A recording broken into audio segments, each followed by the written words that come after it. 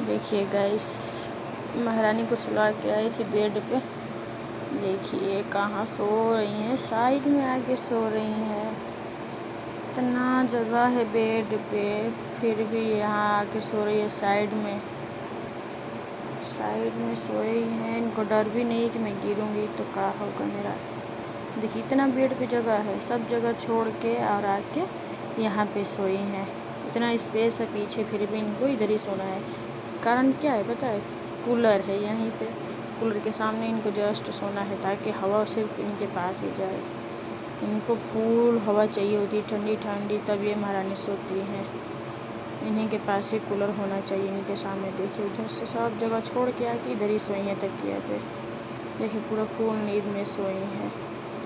इनको टच भी करूँगी ना, सो जाएंगी, नहीं उठने वाली, क्योंकि ये फुल नींद में है अभी पूरे। चलिए बाय बाय।